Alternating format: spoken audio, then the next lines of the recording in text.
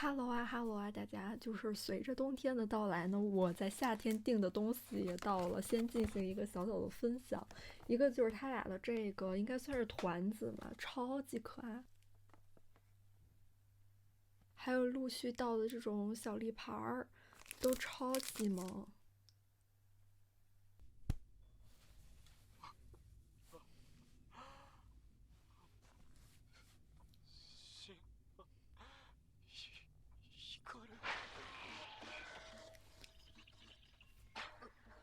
这类似于他的反击了吧？是要吞噬武田吗？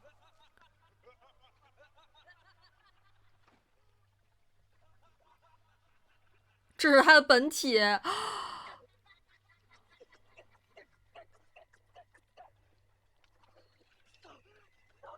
好像在反噬一样，已经不兼容了一般。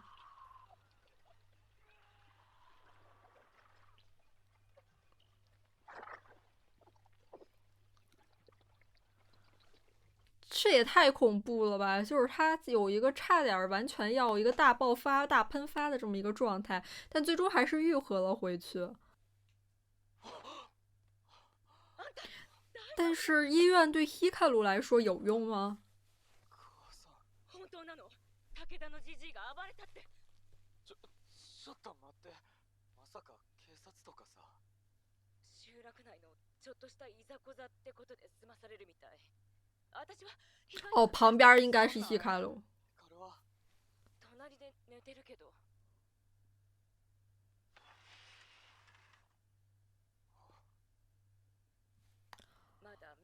那他这个痕迹还能恢复吗？可能会比较慢吧。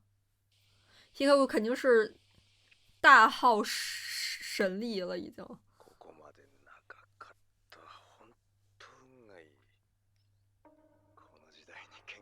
所以他的狂喜是因为他找到了希卡鲁。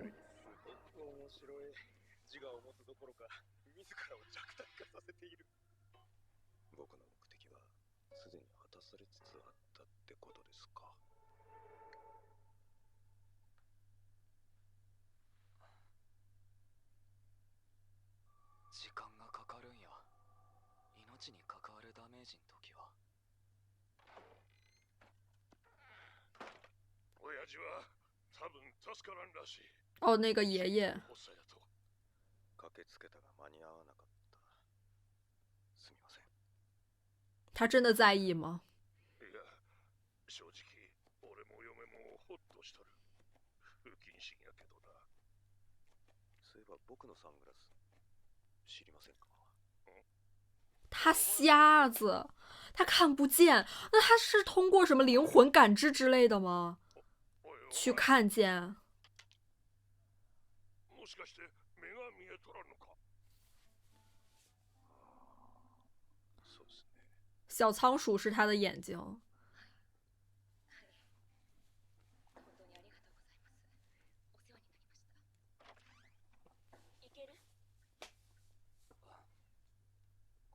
霊障の一種です。これかけてれば見えます。会社支給なんが尺すけれどね。这么邪乎，这正常吗？もういいですか？待て！お前は一体何が目的でここに来た？仕事ですけど。うちの会社はね、あの世由来の。就是希卡鲁。ちゃう。会社やなくて。お前個人の目的や。そこまでやるには理由があるやろ。意外と鋭いな。脳抜き様、あれを何とかする気なのは間違ってないっす。少なからず僕は人間の味方ですから。站在人类这一边。他已经不算人类了嘛。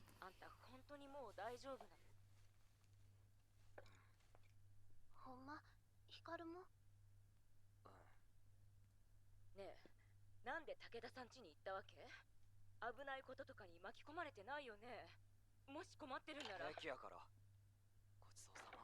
ごちそうさま。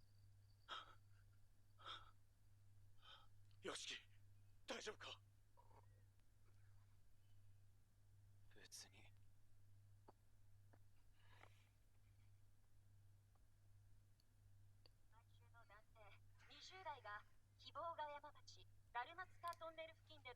很难醒来啊。行方不明となっています。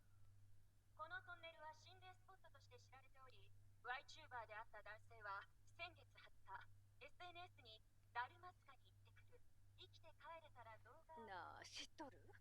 ダルマ塚トンネルが。然后想要胆大党了，高速婆婆。なんでかは全然。ここね、昔人の骨が見つかったんよ。大量の古い骨、それも変なことに胴体の骨だけやったの。その後、腕刈りでは腕の骨だけが、足取りでは足の骨だけが見つかってね。就是人的形状，这太诡异了，这太恐怖了。取脑大人的城市，小镇。そういえば、俺が見てきた化け物たちもみんな首から上がおかしいやつらばっか。都是因为头被取走了吧？2日経っても何の動きもない。何が目的なんやろね。霊媒師とかですか？こいつを払うために。いや、無理無理こんなの払えやせんわよ。確かにだいぶ弱っとるけど、人間がどうこう。他可不是普通人，他觉得这也太 Q 了。閉じ込めちゃうとか。常に警戒して危ななったらうちに逃げなさい。私もその男調べてみるわ。調べるって。天哪，大姐这么帮他们。人には見える人なりの探し方があるんよ。霊媒か。もしくはあの会社の。是正经公司吗？光！おい、光！大丈夫か？光。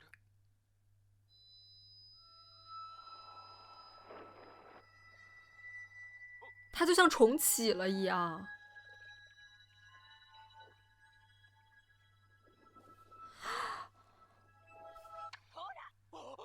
他想把他吸到他的那个世界里去吧，就是那种混合的感觉，像那个大姐上一集说到的。あんた、自分の名前言える？光、インド光です。俺、今何して？よかった。这是他本能无意识的一种反应。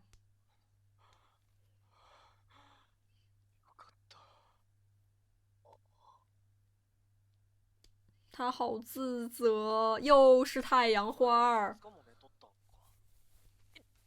お前、数学なかったんとちゃうの？そのはずやったけど、最近ちょっと。光くんね、だいぶ弱っとるやろ？初めて会った時から思っとったけど、私が山から感じ取った気配よりだいぶ小さい。毕竟他自行削弱了。俺のせいやな。ちゃうよ。そういうやめろや。そや、あいつ、グラサンのおっさん。あの刀、普通やなかった。多分いわくつきや。それ分かっとってよ、俺は。俺はアホや。何も気づかんで。またあいつに襲われたら。そしたら逃げんで。また首切られてもくっつくしな。でも。下一次可没这么好运了。なあ、その線消えへんの？何？線？いや、首の。うわ！待って、ほんまに首取れるかも。は？待て待て待て！嘘ー。おい、ふざけんな。好可爱啊！元気だったらダメだ。一番心配しとって、かわいいよな。は？光おらんとつまんねーって10回くらい言っとったけど。大家真的很关心他呢。てか、さっきから何書いとんの？いや、別に。うぬきさん調べとんのか？今なん？うぬきさんやろ？教えたるわ。ここら辺に昔やった隠語やで。昔この辺りにはな口減らしの風習があったんよ。疫病が多くて貧しい土地やったから子供を中絶するために薬を作った。山で採れる水銀から作ったこの土地だけの薬。それの名前が確かうろ抜き薬、間引き薬って意味らしいで。水銀、金属地のニサ山の名前の由来か。ニサ山。ニサって水銀のことやね。神社とも言う。やから打退薬を使うことを山のうぬきさんにお返しするって隠語で表すようになって、そんで类似于祭祀给他吗？把这些婴儿不思議と疫病とかが収まったんやって。啊，这太诡异了。覚えとらんけど、その頃から山におったんか。ニサ山で光が行方不明になったんもうぬきさんのせいかもな。そんな神様おるわけないよ。意外とすぐ近くにおるかもな。怖もしさ、ほんまに近くにおったらどうする？例えば誰かになり変わってたりしてて。そんなんすぐ気づくやろ。山に帰れっつって帰ってもらうわ。考えたら怖いな。でもそういうんって大体最後はボロが出て結局元の場所に帰るんちゃう？てかマキ、西卡路好受伤啊！兄貴がオカルトマニアやね。今東京の大学で民族学勉強しとる。なあ、ちょっと今マインで聞いてくれへん？うぬきさんのこと。東京の大学行っとる。但是阿萨口可能会有所怀疑吧。ああ、洋式も行きたいんやったっけ？何の勉強するん？虫博士。虫博士はありやな。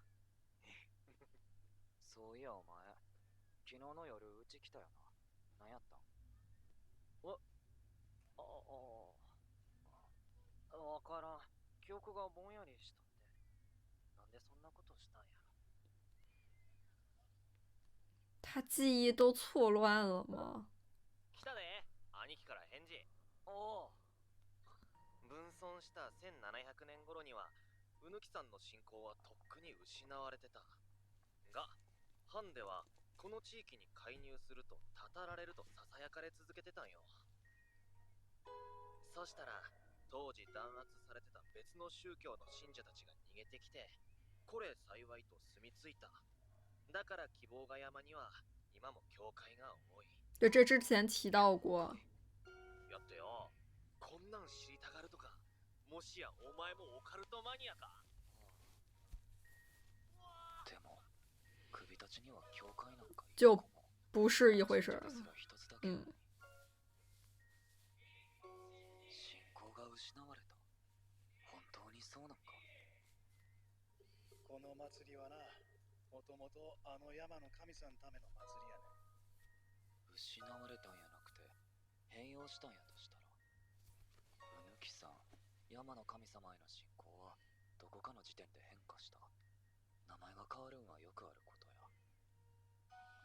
やとしたら分損した1700年頃はもううぬきさんやなく野抜き様で分損も信仰の形に関係しとる。野抜き様は大量死を境にたたり神になった。夜べを失った村人たちは代わりに新たな宗教の神様を受け入れ、野抜き様は忘れ去られる。けど野抜き様信仰は首たちには事実残っとる。尤其老一辈儿的完全都知道发生了什么。野抜き様を忘れたけど、首たちだけは忘れんかった。忘れられへんかった。インド家が犯した罪の落とし前をつける必要があったから。首たちだけが解放されんかった。なあよしき、聞いとる？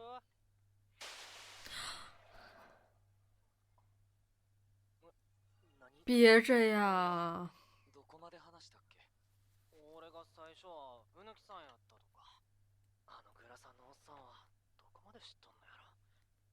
つうか何もしてこやん。好可愛呀。なんかしてくる前に武田のじいさんが言うとったどう調べんと。武田のじいさんってさ、死了，他家里人还嫌他是累赘吧？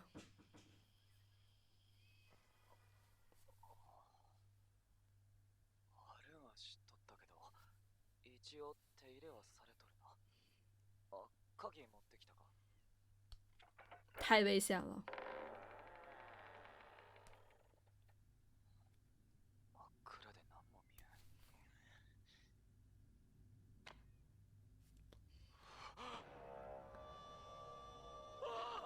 这太诡异了。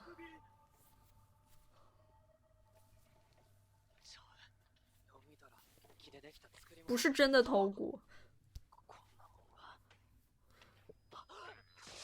啊！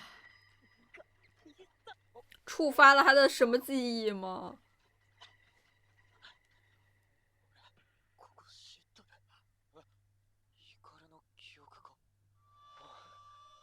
之前的ヒカル他肯定是知道了很多秘密。この土地は昔から悪いことがよう起こる。そのせいで貧しくて苦しかったんや。やから、うぬけ様に首を捧げてお願い事をしてきた。豊作とか疫病対策。果然就是这类的愿望啊。やから木で代わりの首作ってどうで供養しとる。じゃあこの首はみんな死んだ人？那他们可以互相残杀呀，就为了去满足愿望。首以外の体はなるべく遠くに埋めなあかん。それを楽にするために村が5つに分かれ。那岂不是还要分尸吗？そしたらな、たまたま人の形になって。おもろいやろ。ひもは。その首ってさ、結局誰のな？病でもう長くない人や老人とかが多かった。けどな、村の外れに小さな祠があるやろ。あれは旅のお坊さんが無理やりお首様にされた時、たたりを恐れて作られたもんや。估计有很多冤魂吧。せやに、坊さんだけやない。他にも罪のない人たちがたくさん殺されて首にされた。贪婪啊，所以他们会有反噬的。これがこの村の子や。絶対忘れたらあかんで。それに、インド家の罪のことも。所以他们家真的是有罪。ベタに人殺しの村やったんか。そら隠すわな。特定の捧げ物って人間の首やったんや。やっぱりない。ここにヒチさんがあったんや。あれは意識の時に山へ持って行ってうぬきさんにお返しするんやって。